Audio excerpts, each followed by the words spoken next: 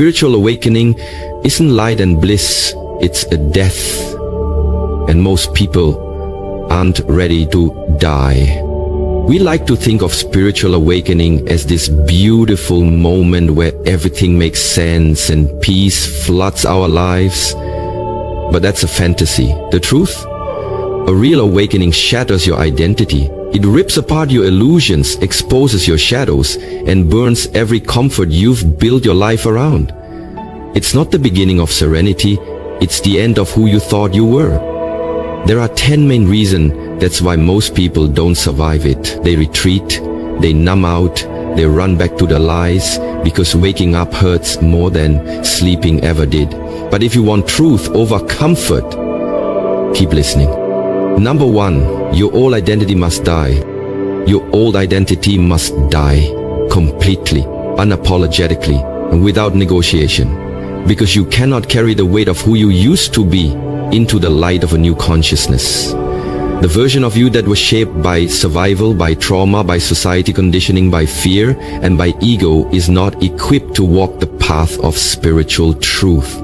That identity was built to protect you, not to free you. It learned how to please others, how to perform, how to stay small, how to win approval, and how to hide your true essence behind roles and masks.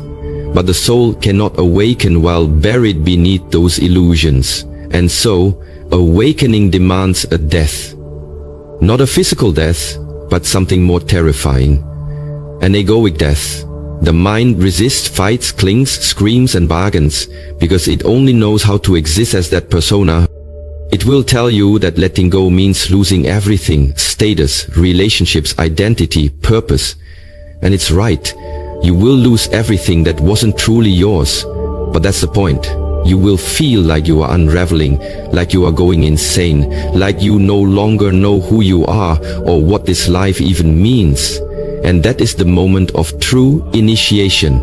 That is the funeral of your false self. And it must happen if you are to be reborn into what is real. The caterpillar does not become a butterfly by stretching its wings inside its old shell.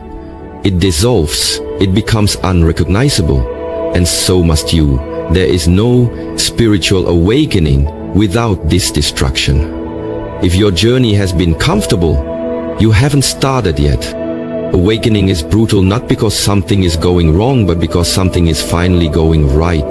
The soul is breaking through and the ego is terrified because its reign is ending. But if you dare to let the old self burn, to let the identity collapse without rescuing it, you will rise not as a version of your past, but as something unnameable, untouchable, and free. You don't find yourself by clinging to who you were. You find yourself by burying that version and listening to the silence that remains. That silence is where your true self has been waiting all along. Number 2, comfort becomes your enemy. Comfort is the silent killer of spiritual growth. The seductive lie that whispers, stay where it's safe. Stay where it's known. It lures you back into routines, relationships, and thought patterns that may no longer serve you simply because they're familiar. But comfort is not peace. It is stagnation dressed in soft clothing. The soul does not evolve in padded rooms or predictable circumstances. It awakens in the furnace of discomfort, where everything stable begins to tremble and everything familiar begins to fall apart. Most people return to comfort because the unknown feels like death, and in a way it is. The death of the identity they've clung to, the beliefs they've worshipped, and the emotional crutches they've depended on. But true transformation only happens in the wild terrain beyond comfort zones, in the chaos where certainty collapses and illusions get exposed.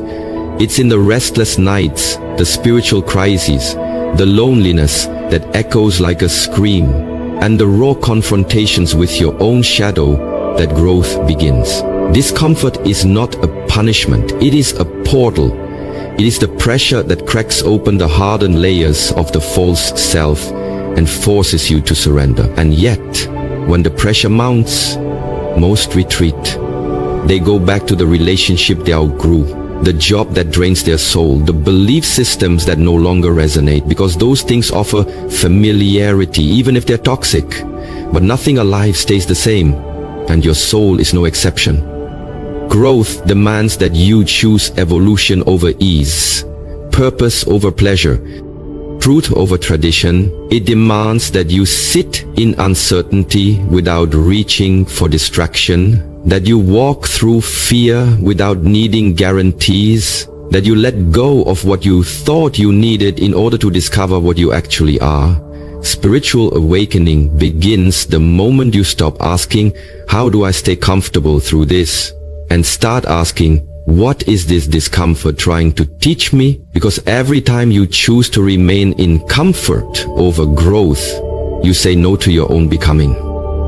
But when you lean into the burn, when you stop treating pain as a mistake and start treating it as your teacher, you realize discomfort is not your enemy. It's the only thing that ever made you real. Comfort protects the ego.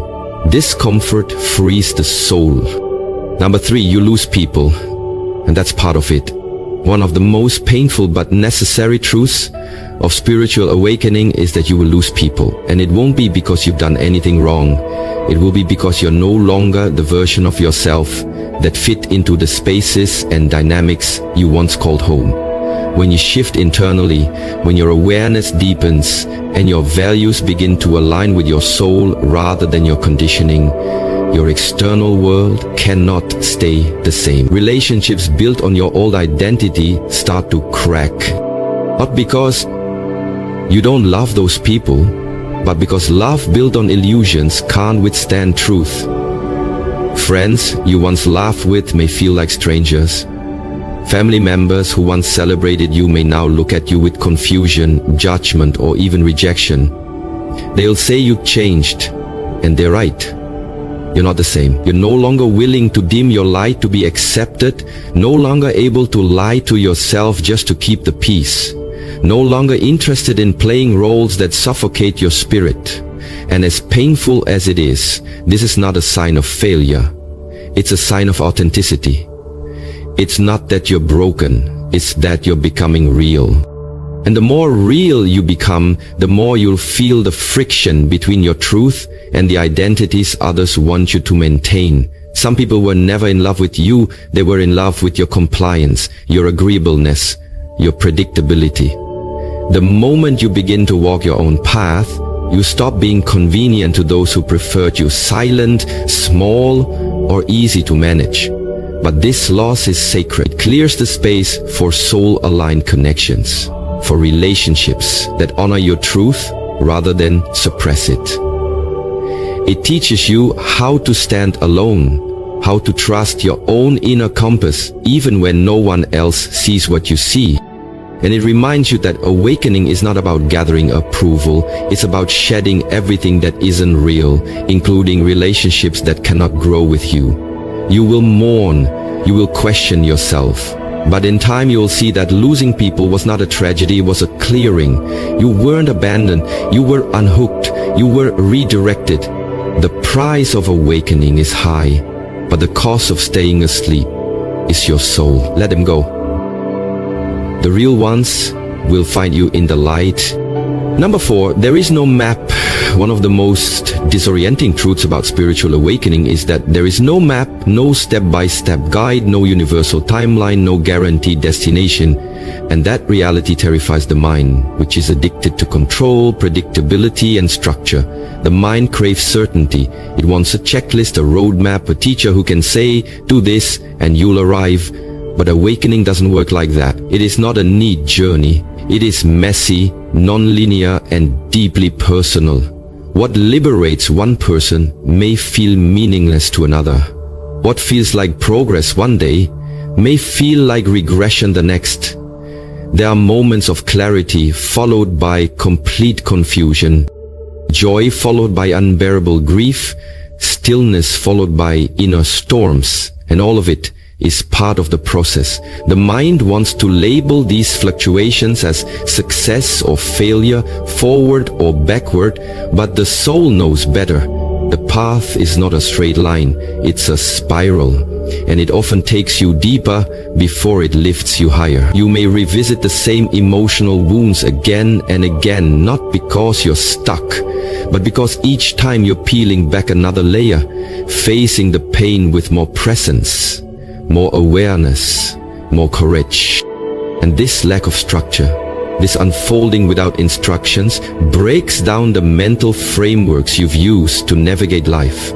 It forces you to let go of the illusion that someone else has the answers, that there is a perfect formula, that you can master awakening like a school subject. You can't. This is not a destination you reach by effort alone. It's a surrender into what you already are, beneath the noise of conditioning. That's why the mind panics. It cannot control what is not linear. But that's also why the soul expands. Because freedom was never meant to be found inside the walls of predictability. The absence of a map isn't a flaw in the journey. It's the very thing that makes the journey sacred. It requires trust in the unknown, faith in the unfolding, and a willingness to walk blind while feeling everything fully. You are not here to follow someone else's path. You are here to walk your own, even if no one understands it, even if you don't understand it. Because awakening is not about reaching a fixed endpoint. It's about becoming radically honest, deeply present, and fully alive in a process that can't be controlled, only surrendered to. Number 5, your mind will turn against you. During a spiritual awakening, one of the most jarring and often terrifying experiences is realizing that your own mind, the very thing you've relied on to navigate life, can and will turn against you. As soon as you begin to peel back the layers of your conditioned self and step toward truth, the inner voices that once whispered beneath the surface rise up in full force. Doubt screams that you're delusional. Fear insists that you're unsafe without the structures you're shedding. Shame creeps in and tells you that you're not worthy of this transformation, that you're broken, that you'll be abandoned.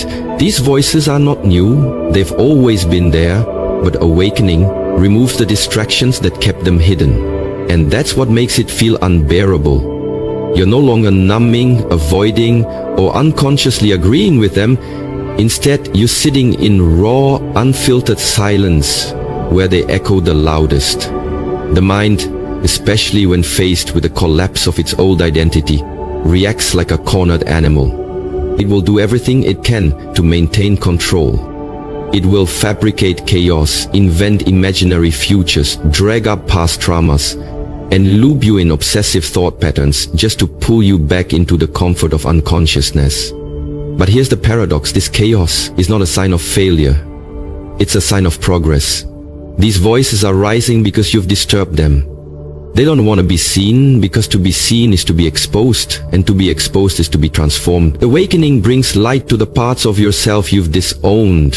The inner critic, the wounded child, the anxious mind, the part of you that believes love must be earned through suffering. And when you bring awareness to these parts instead of running from them, you reclaim power over your own inner landscape.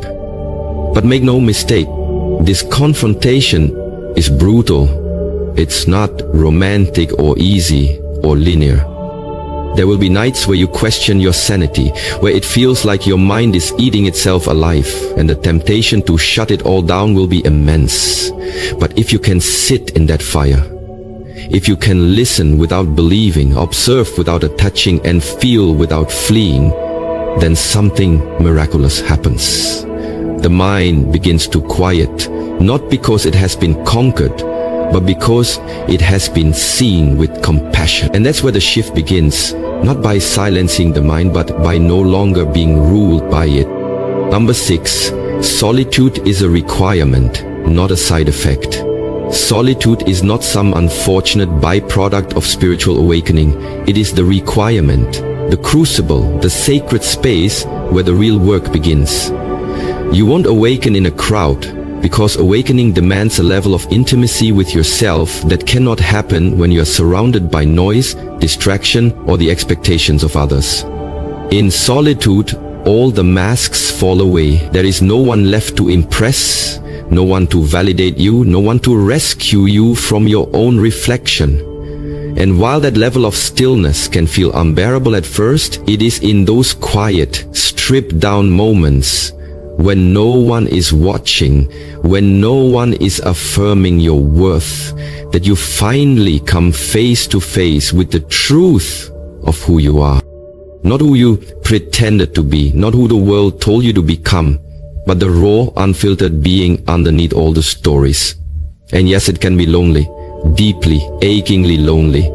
Because when you start to detach from the external world, you realize just how much of your identity was built through relationships, roles, social feedback and noise. But in that void, something extraordinary happens. Your soul starts to speak. In the silence, you hear the subtle callings of your truth. The buried pain you've avoided, the longings you silenced to fit in. Solitude becomes a mirror that doesn't lie. It reflects your shadows and your light. It shows you where you're still performing and where you're finally beginning to live honestly. And that's where transformation happens. Not on a stage, not in group consensus, not in the echo chamber of opinions, but alone, in stillness, in the depth of your own presence. The reason most people fear solitude is because they've confused aloneness with abandonment. But the deeper you go, the more you realize that solitude isn't empty. It's full of clarity, full of presence, full of wisdom. It strips away what's false so you can stand, perhaps for the first time, without leaning on the world to define you. You discover that your connection to yourself, to the divine, to the infinite, doesn't require an audience. It requires a willingness to be with what is. And in that sacred silence, where you are no longer performing, but simply being, awakening doesn't just begin, it becomes inevitable. Number 7, you must unlearn everything. Spiritual awakening is not an accumulation of knowledge. It's a dismantling, a shedding, a radical unlearning of everything you thought you knew. We've been conditioned to believe that the path to truth lies in adding more wisdom, more practices, more books, more spiritual jargon. But real awakening isn't about stacking truths on top of all lies. It's about stripping everything away until only what's real remains. It's about unlearning the beliefs you inherited from your parents, your culture, your religion, your trauma, the stories that told you who you were supposed to be, what life is supposed to look like, and what's worthy of love. Awakening demands that you question everything, even the things that once gave you comfort and identity. It asks you to let go of labels, doctrines, achievements, and social roles, not because they're inherently wrong, but because you've confused them with you. And so the process feels like destruction. It is the dismantling of the mental scaffolding you built your life upon. The ego will panic because it equates unlearning with loss. But what you're losing are illusions. You were not born broken or incomplete. You were born whole. But from the moment you entered the world, you were taught otherwise. Taught to seek approval, to fear failure, to chase happiness outside of yourself, to see separation where there is unity. Awakening is the slow, often painful peeling away of all those lies. It's realizing that many of your thoughts aren't even yours. They're echoes of systems, survival mechanisms, and outdated beliefs passed down like heirlooms. And this process is not glamorous. There's no applause, no external validation, just a deep unraveling that often leaves you feeling like you know less now than you ever did before. But that emptiness, that not knowing, is the beginning of truth. Because when you let go of what you were taught to believe, you create space for what your soul has always known. You don't awaken by becoming more. You awaken by becoming less of who you were told to be and more of who you already are. The truth doesn't need to be learned, it needs to be revealed. And that revelation can only happen when you're brave enough to unlearn everything, stand in the nakedness of your being, and trust that what's left after the illusion dies is not a void, but freedom. Number 8. You'll crave numbing but need presence when the pain of spiritual awakening rises to the surface, and it will, often without warning. Your instinct will be to run. You'll crave distraction, comfort, anything to pull you away from the rawness. You'll reach for your old escapes, the scrolling, the food, the work, the alcohol, the busyness, the relationships that kept you from feeling too deeply, not because you're weak, but because numbing has been your survival mechanism for years, maybe your whole life. You were never taught how to sit with your pain, only how to manage it, mask it, intellectualize it, or suppress it. And so when grief, fear, shame or anger come up in full force during awakening, the nervous system screams for relief and your mind races for an exit. But the truth, the uncomfortable, unyielding truth, is that presence is the only way through. Presence doesn't judge the pain or try to fix it. It simply allows it. It holds space for the messy, chaotic, uncomfortable parts of you that are surfacing, not to punish you, but to be integrated and finally set free. Numbing only delays the process, prolongs the suffering, keeps the wound buried and festering. But presence, the courageous act of staying with yourself in the discomfort, is the medicine and the mirror. It's the medicine because it allows healing to begin in the very place the pain was born, in your nervous system, in your subconscious, in your body. And it's the mirror because it reveals what the pain is trying to show you, where you've abandoned yourself, where you still carry stories of unworthiness, where your fear has been running the show. Most people never awaken fully because they refuse to feel. But awakening is not a concept to be understood. It's an experience to be lived through. And presence is the portal. It requires sitting in the fire without flinching, breathing through the ache without escaping, witnessing the storm without needing it to end on your timeline. And when you stay, when you truly stay, you realize the pain was never your enemy. It was your invitation. It came up not to destroy